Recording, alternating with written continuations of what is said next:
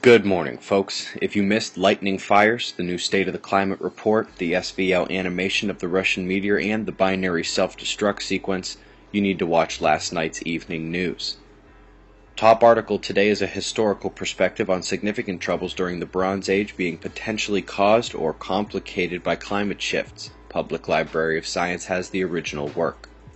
Typhoon Ator has been deadly, sinking ships in Hong Kong, and now the remnants head west to Vietnam. Here's the mid-May water temperature for the tropics. Okay, now here is where the current water temperatures are. Not surprising that only now do we see the Atlantic tropics ramp. First cell won't break any records, but it's headed for the Florida Bend and dropping quite a bit of rain. Coming off of Africa, we'll probably need another day or two to see if this will be a threat, but it's also dropping a bunch of rain. Copy and paste my Australia and New Zealand comments from the last 8 videos here. Same story.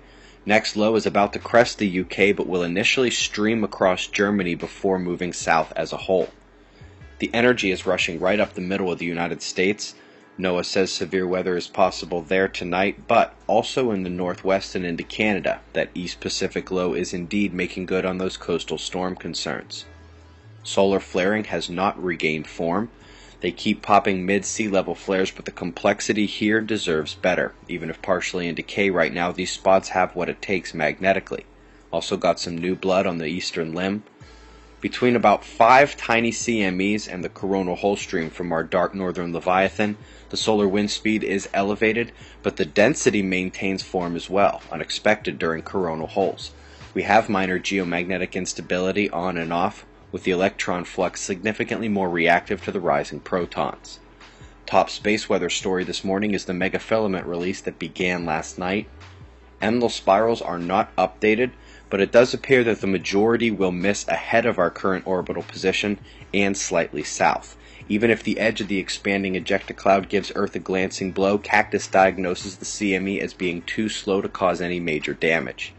The current coronal hole-based quake watch ended 2 weeks without a significant quake, as the Earth popped 4 of them in 48 hours. We'll have only a brief downtick before the next opening swings in.